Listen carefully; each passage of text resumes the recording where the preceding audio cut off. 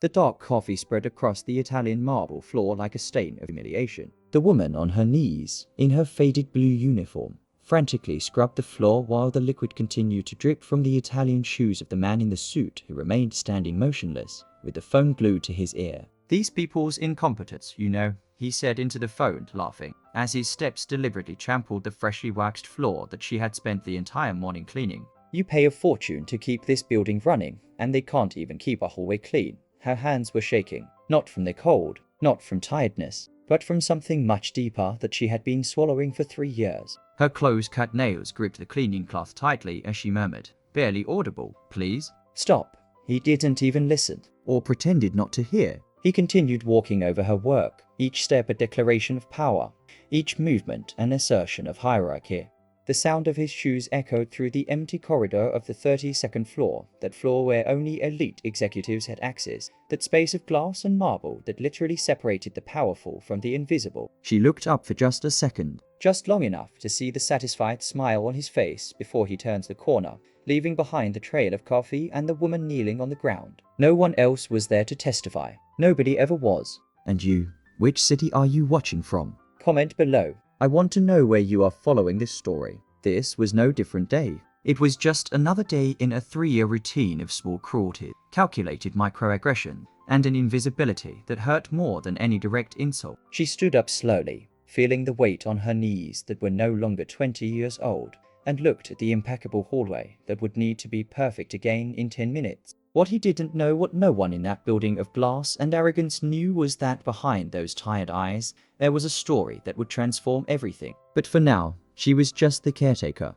and he was the man who never had to look down. 2 weeks before that incident, the businessman had received a letter, an official letter, with the letterhead of the Corporate Ethics Commission, stating that it was under investigation for multiple complaints of bullying. Anonymous complaints. Cowards, he thought. Someone was trying to sabotage. Some rival who couldn't beat him in the market, and now tried to destroy him by other means. He crumpled the paper and threw it into the brushed steel bin, not knowing that the caretaker, when emptying that same bin hours later, would see the crumpled document. She read it, every word, and for the first time in months, something like hope flashed through his chest. Maybe there would be justice. Maybe someone was paying attention. But the reality turned out to be different. Over the next few weeks, his behavior worsened, as if the investigation was a challenge, an invitation to prove that he was untouchable. He started purposely throwing papers on the floor after she cleaned. She would accidentally spill water in the hallways she had just dried. He made loud comments about people who wasted their lives whenever he passed her.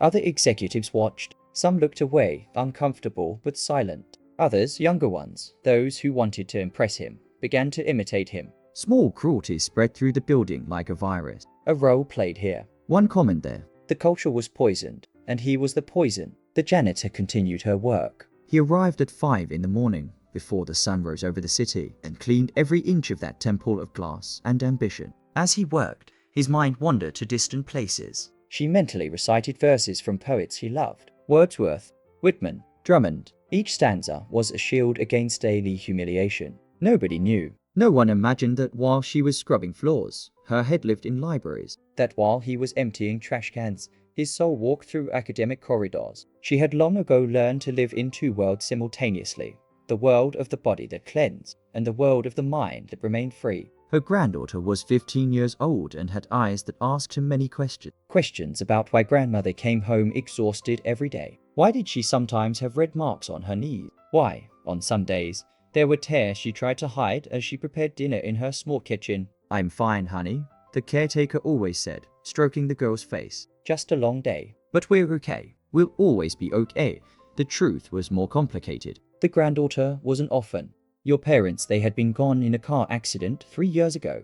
And since then, her grandmother was all she had. And grandma knew that this job, as humiliating as it was the only thing that kept a roof over their heads and food on the table. She had lost everything. The pension from the university where he had taught for decades had disappeared in a fraudulent scheme that destroyed the savings of hundreds of retired professors. Lawyers said it would take years to recover anything, if at all. Years she didn't have, not with a teenager depending on her. So she took the first job she found. Janitor. No questions about your past, no recent reference requirements, just a uniform, cleaning supplies, and the invisibility that came with the position. She who had supervised doctorate, published articles in international academic journals, spoken at conferences around the world, now cleaned the bathrooms of men who had barely finished college. The irony was not lost on her. But pride didn't pay the bills either, and her granddaughter deserved better than the streets. At night, after the girl slept, she would sometimes take her framed diplomas out of the drawer. Doctor of Philosophy, Professor Emeritus, Academic Excellence Award. Papers that were now worthless in the real world. Papers she kept not out of nostalgia, but as reminders that dignity came not from title, but from choices. And she chose, every day, to get up at dawn and work with integrity, even when no one was looking. Even when everyone looked through it, as if it were transparent. The announcement arrived on a rainy Monday. The building would host the International Conference on Humanized Leadership and Corporate Social Responsibility.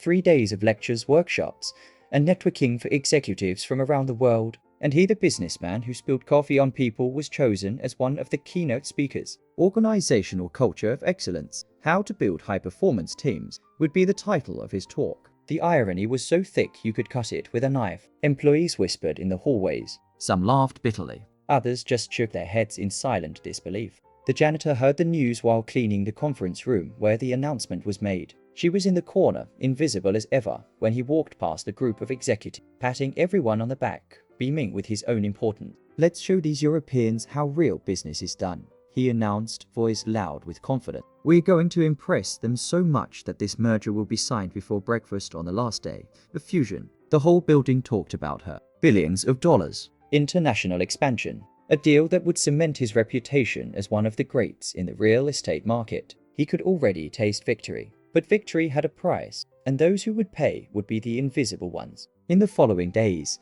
he began demanding that the building be spotless, beyond perfection. This meant mandatory overtime for the cleaning staff. No additional payment, of course. "I am doing you a favor by letting you work at a place like this," he said when someone dared to ask about compensation. The caretaker now worked from 5 in the morning until 10 at night. He arrived home when his granddaughter was already asleep. "I left before she woke up." They communicated through notes left on the refrigerator. "I love you, Grandma. I ate dinner. I finished my homework. Love you more, baby." "Sorry I wasn't there." His body screamed with exhaustion.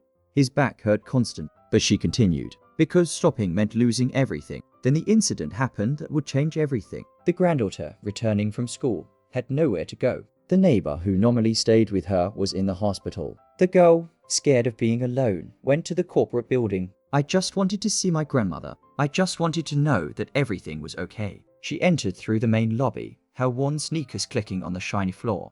The security guard stopped her immediately. "You can't be here," the girl explained. He said his grandmother worked there, that he just needed to see her for a minute. That's when he appeared. The businessman, coming out of the executive elevator, saw the teenager. He saw her simple clothes, her worn backpack, her obvious displacement in that luxurious space. And without asking, without hesitation, he pointed at her as if pointing at trash. "Get this invader out of here, now." How did she get in? Where is the competent security I pay to keep these scum out? The word echoed through the marble lobby. "Slag." The girl froze, his eyes filled with tears. The security guard, uncomfortable but obedient, began to escort her out. That's when the caretaker arrived. She had heard the commotion from her cleaning closet underground. He ran up the stairs, his heart racing not with effort, but with fear. And there she was. "Your granddaughter, being removed as a criminal." "That's my granddaughter," the caretaker said, her voice steady for the first time in 3 years. "She just wanted to see me." He turned to her with a cruel smile. "Your granddaughter? So you're teaching the next generation how to trespass on private property?" What a family. What an example. Something broke inside her. Not anger. Anger she had felt 1,000 times and swallowed. This was different. It was a cold clarity, a boundary that had been crossed. She walked up to him, looked straight into his eyes, and said the words that would give this story its title. "Please, stop." It wasn't a scream. It was almost a whisper. But it carried the weight of 3 years of humiliation, of a lifetime of dignity, of everything she had been and everything she still was beneath that blue uniform. He laughed, a loud, performative laugh for the small audience that had formed in the lobby. "Or what? Are you going to fire me? Are you going to sue me? You know what I think. I think you're going to keep doing your job, quietly, because that's all you know how to do. And if you don't like it, the door is there." She didn't say anything else. He took his granddaughter by the hand and led her away. But something had changed. A line had been crossed, and there would be no going back. That night, in the small church in the neighborhood where she lived, the janitor sat among other working women. They met every Tuesday, a group of survivors' maids, cooks, nannies, cleaning assistants, women who kept the city running while remaining invisible. One of them, a white-haired lady who had been cleaning hospitals for 40 years, put her hand on his shoulder. "Tell us what happened, daughter," and she told every detail, every humiliation. And when it was over, the silence in the room was heavy with shared understanding. They all knew. They all had their own stories. "You need to do something," the white-haired woman said. "Not for you, for all of us, for all those who come after." The caretaker knew she was right. But he also knew that acting had consequences. You could lose your job, and then your granddaughter would be left with nothing. But as they sang the traditional hymns, as the voices rose in that small neighborhood church, she felt something she hadn't felt in a long time. Courage. Not the courage of heroes, but the quiet courage of ordinary people who decide enough is enough. Over the next few days, as the building frantically prepared for the conference, something interesting began to happen. The janitor noticed well-dressed men and women she had never seen before moving through the hallways. They didn't wear visitor badges. They watched. They took discreet notes. They asked employees casual questions. They were the observers, submitted by European investors as part of the organizational culture audit required for the merger. And they were seeing everything. The businessman, in his arrogance, didn't even notice. He was too busy rehearsing his talk, adjusting his slides on corporate values and inspirational leadership. The hypocrisy was so absolute that it bordered on comical. But the caretaker noticed the observers, and observers noticed her. They noticed how she worked with dignity despite everything. They noticed the looks of contempt he received. They noticed the brutal contrast between the proclaimed values and the values practiced. A week before the conference, the janitor made a discovery. While cleaning the executive office late one night, he always made her clean after everyone left, as if her presence contaminated the space during business hours. She found an open folder on the desk. Confidential document. Negotiation strategies for the merger. Values, terms, points of vulnerability. Information that would be worth millions to the right competitors. Information that, if sold, would solve all of her financial problems in an instant. She looked at the papers. Then he looked at the glass window that looked out onto the illuminated city. He thought of his granddaughter. He thought of everything they needed. He thought about how easy it would be to take a quick photo with his old cell phone. If you're enjoying this story, comment on the word dignity below. I want to see how many of you are following this far.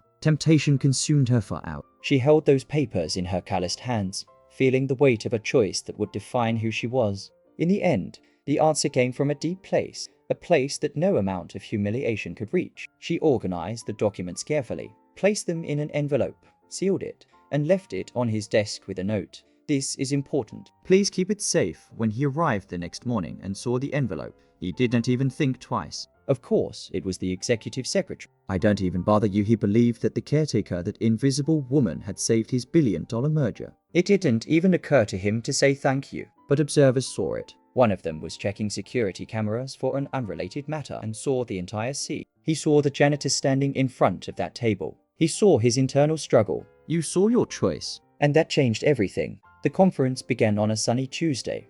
The lobby was transformed into a showcase of corporate elegance. Imported flowers, high-level catering, executives from 3 continents walking around with glasses of champagne at 9 in the morning. The caretaker and her team had worked 3 nights straight to make sure every inch was perfect. But now, during the event, they were instructed to remain invisible. Stay behind the scenes. Don't interact with guests. Don't be seen as if they weren't already experts in invisibility.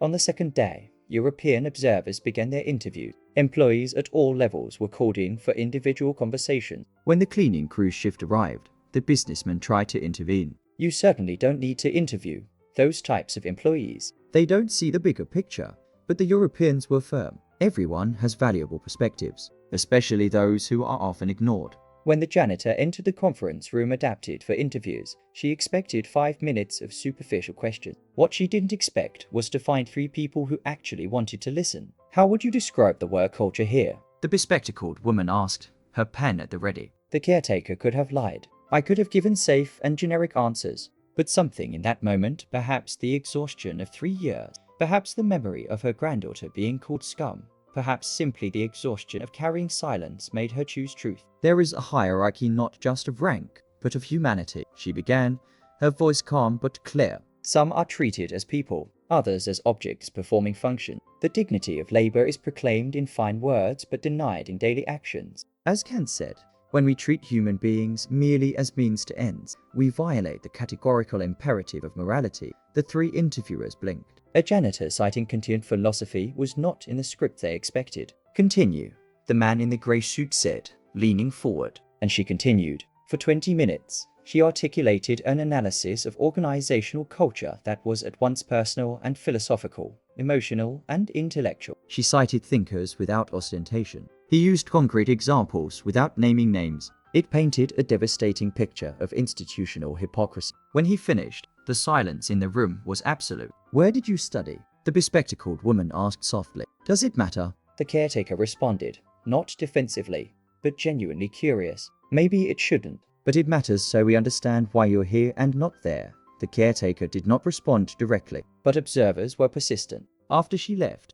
they began a discreet investigation, and what they discovered left them astonished. Meanwhile, the businessman was having the worst day of his life disguised as the best. The interviews had not gone as planned. Employees he thought were too intimidated to speak had spoken out and talked a lot. His personal life was also falling apart. His wife had served divorce papers the previous week. I married a man, she had said coldly. Not with this monster of an ego you've become. The process was brutal, exposing his flaws not just as a husband, but as a person. Paranoid, he installed additional cameras around the building. He started monitoring conversations. Read employee emails without authorization. His erratic behavior was being noticed, but he was too blind to realize he was digging his own grave. On the morning of the third day of the conference, the day of his talk, he woke up with a confidence he hadn't felt in weeks. Today would be his moment. Today, he would show everyone who he really was. He practiced his smile in the hotel bathroom mirror. He adjusted his silk tie.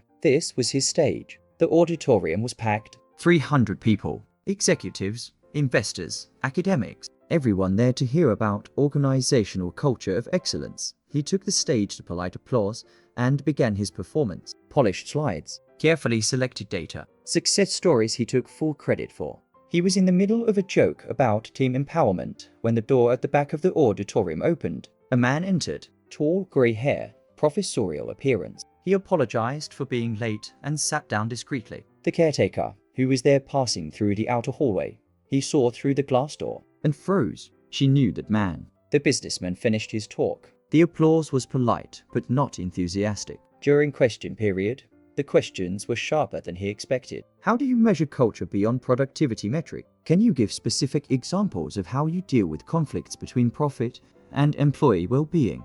He danced around the answers, using corporate jargon and generalities. But I felt something was wrong. The energy in the room was cold, skeptical. During the break, while the businessman chatted forcefully with investors, the grey-haired man, the professor who had arrived late, walked through the lobby.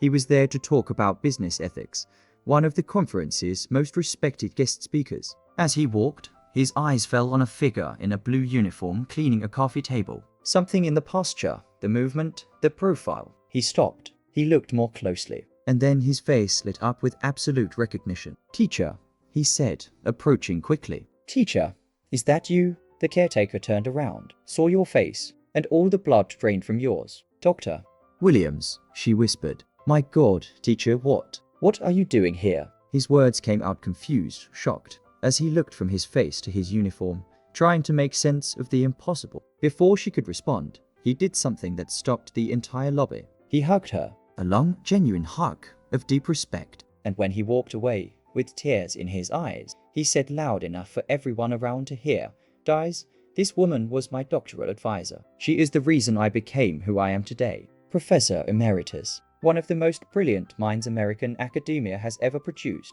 The silence that fell over the lobby was total. Executives stopped in the middle of conversation. Glasses of champagne were suspended in the air. And the businessman, who was just a few meters away, felt as if the ground had been removed from beneath his feet. The caretaker, the woman he had humiliated for 3 years, the woman whose work he had trampled on, the woman he had spilled coffee on as a casual act of power. This woman was a doctor of philosophy, a professor emeritus, a renowned academic. Dr. Williams continued, oblivious to the drama he was revealing. Teacher, what happened? Where are you? He couldn't finish his sentence, gesturing to his uniform. Long story, Dr. Williams. A long, complicated story, but the story didn't need to be told. Everyone in the lobby was already assembling the pieces. European observers, in particular, were seeing everything with crystal clarity. This was the man who lectured on culture of excellence while humiliating a doctor of philosophy who cleaned his floors. The explosion was not immediate. It was a slow implosion, like a building collapsing in on itself. Over the next few days, as the conference continued, whispers turned into conversation, conversations into investigation, investigations into reports. European investors compiled their findings, interviews with 50 employees, analysis of HR policies, review of filed complaints, security recordings, and at the center of it all, the treatment given to the janitor teacher as a perfect case study of institutional moral bankruptcy. The report was presented 2 days after the end of the conference, and it was devastating. Not only was the merger cancelled, the Europeans went further. They made the report public as an educational example of due diligence in corporate culture. The businessman's name was on every page. Specific examples of your behavior. Employee quotes. Security camera footage showing him deliberately spilling liquids on her work. The specialized press devoured the story. Executive who humiliated doctor of philosophy's billion business when toxic culture has real consequences. The janitor who was a teacher. A story of arrogance and downfall. Contracts were cancelled. Partners moved away. The board of directors called for his resignation. Within 2 weeks, everything he had built was in ruins. Not financially, he still had money, but reputationally, it was destroyed. He isolated himself in his penthouse apartment, refusing calls, avoiding the media. His ex-wife gave interviews talking about years of narcissistic behavior. Longtime employees came forward with more stories. It was a tsunami of consequences he never imagined possible. At night, alone with a bottle of expensive whiskey that did not comfort him, he spent hours reading and rereading the European report. And each time, it became clearer.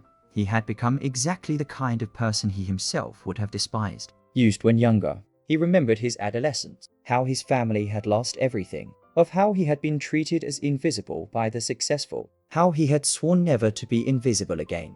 And in his quest to be seen, to be recognized, he had become the monster. He had become those who hurt him. The irony was too bitter to swallow. A month after the conference, on a Friday afternoon, he returned to the building, not as an executive that time had passed, but to clean out his old office, collect personal belongings the company had packed for him. The building was quiet. Most of the employees had already left for the weekend. He carried his boxes in silence, each item a reminder of a life that no longer existed. That's when he saw her, the caretaker, still working, still in that blue uniform, still cleaning the floors with the same meticulous dedication as always, as if nothing had changed. But everything had changed. He stopped. He took a deep breath. He walked towards her. His hands were shaking slightly. I wanted to apologize. She continued cleaning for a moment. Then he stopped, straightened up, and looked at her. His eyes were not angry. They had something worse. They were sorry. Why? She asked simply. For everything. For how I treated you. For no. She interrupted softly. I asked, why? Why did you need to make me smaller to feel big? Why did my presence threaten you? What are you afraid of being? The questions hit him like physical punches. He opened his mouth to respond, but he had no answers. Just empty excuses. Automatic explanations that sounded hollow even in his own head. I don't know, he finally admitted, and it was the most honest thing he'd said in years. So this is your true journey, she said. Not recovering from your public fall, but finding out why you fell. Why you confuse success with superiority. Why you confuse power with value. She paused, considering her next words carefully. Do you know who made the anonymous complaints to the ethics committee? He shook his head. It was me. The shock on his face was total. But why? You knew you could lose your job if it wasn't by me, she said calmly. I can survive humiliation. I learned that a long time ago. But that young single mother you made crying in the hallway 3 months ago, she was thinking about giving up everything. That 22-year-old boy you yelled at in front of the customers, he developed panic attacks. Someone needed to protect them. Someone needed to say enough is enough. He felt physically ill. I didn't know. I never thought exactly. You never thought. Because thinking about us as real people, with real lives and real pain, would make it impossible to treat us the way you did. They were silent for a long moment. The building around them was quiet. Just the distant hum of the air conditioner and the occasional sound of a car on the street below. I don't know how to fix this, he said finally, his voice breaking. You don't fix it. You can't undo what you did. But you can choose who you become from here. The following months were the most difficult of the businessman's life, and also the most honest. He started therapy. Real therapy, not executive coaching disguised as self-knowledge. He confronted childhood traumas he had buried beneath layers of ambition and ego. He sold his penthouse apartment, your luxury car, watches that cost more than the average worker's annual salary. Not because he needed the money, he still had substantial savings, but because he needed to dismantle the status symbols that had become his identity. He looked for people he had hurt. Most didn't want to talk to him. Some met his apologies with skepticism. Few accepted it with grace. Every conversation was painful, each one necessary. The young single mother he had made cry met him in a cafe. He apologized, offered financial compensation for emotional harm. She refused the money, but accepted the apology. I just wanted to be seen as human, she said. That was it. Meanwhile, the janitor continued her work. But an extraordinary change was taking place. A university, having heard his story through press articles, got in. She was offered a position as a visiting professor. Full salary, benefits, prestige restored. Everyone expected her to accept immediately, but she asked for time to think. That week, she talked to her granddaughter, with the women in her church group, with Dr. Williams, and he came to a conclusion that surprised everyone. She turned down the academic position. Instead, he proposed something different, a free evening educational program for work, adult worshiper, based in the corporate building itself, philosophy, literature, critical thinking classes, not for diplomas or certificates, but for personal growth and intellectual empowerment. The university, intrigued by the unconventional proposal, agreed to sponsor. The corporate building, desperate to rebuild its image, offered space for free. And so, the space that had been a scene of humiliation became a space of liberation. Janitors, security guards, receptionists, all invisible ones met 2 nights a week to explore ideas, question assumptions, expand horizon. The janitor kept her day job. Dignity is not in the position, she explained when someone asked why. It's in the posture, in the work done with integrity, in the choice to be fully human, regardless of the circumstances. That's when the ex-manager appeared. 6 months after his fall, he asked to volunteer for the program. The caretaker studied him for a long moment. Under one condition, she finally said, anyone, you're not going to teach about business or success. You're going to share your story, your failure, your transformation. You're learning about humanity. He hesitated. The vulnerability this required was terrifying. But he agreed. The first night he spoke to the class was one of the most humbling and liberating experiences of his life. 23 people sitting in a semicircle, janitors, security guards, maintenance workers listened as he described his journey from arrogance to self-awareness. He spared no details. He told about the deliberately spilled coffee, about cruel comments, about seeing people as objects, about confusing power with value, and about how it took losing everything to start seeing clearly. When he finished, the silence was heavy. Then an older man, who had been cleaning bathrooms for 20 years, raised his hand. What do you want from us? Forgiveness? Validation? Nothing. The former manager replied honestly. You don't owe me anything. I'm here because I need to remember, every week, who I never want to be again. This diffused hostility. Not instantly, but gradually, week by week, he became part of that unlikely community of learners, and something extraordinary began to happen. The caretaker's granddaughter, inspired by the transformation she had witnessed, wrote an essay for a national competition. Dignity. Lessons from a grandmother who cleans floors and minds. The essay didn't name names, but it told the story with brutal honesty and literary beauty. He won first place. It was published in important newspapers. It went viral on social media. It started conversations in homes, schools, businesses across the country about how we treat those we consider inferior. The story reached millions, and for every person who read it, there was a moment of recognition. We all have our own caretaker, someone we ignore, someone whose humanity we don't see, someone who, if we really saw it, would teach us lessons that no business school ever could. A year after the conference that changed everything, the corporate building hosted a different event, a celebration of the educational program. More than 100 workers had passed through the classes. Lives had been transformed, not through diplomas or promotions, although some did come, but through something deeper, the recognition of his own intellectual and human dignity. The janitor was there, of course, still in her blue uniform, because she chose to wear it. Next to her was her granddaughter, who now spoke in schools about dignity and respect. And sitting humbly in the back row was the former businessman, who now worked in a modest position at a non-profit that supported workers in transition. It has not regained its former glory. I didn't want to. I had learned that glory without humanity is just fireworks, flashy but empty. I had learned that power over others is weakness, but shared power is strength. He had finally learned, painfully, gloriously, to see. The evening ended with the janitor reading a poem by Walt Whitman to the assembled group. I celebrate myself, and I sing myself, she began, her voice clear and strong. And what I assume you must assume. For every atom that belongs to me belongs to you. The words echoed through the space. The camera slowly panned away. The building, once a temple of hierarchy and oppression, now shone with a different light. The light of people rediscovering their own dignity. The light of genuine transformation. The light of hope. And you, what did you think of this story? Rate it from 0 to 10 here in the comments. And if you're not yet subscribed to the channel, subscribe now. Every day there are stories that will touch your heart and transform the way you see the world. The final message of this story is not in its dramatic twists or its poetic justice. It lies in a simple but profound truth. Each person we meet carries universes within them.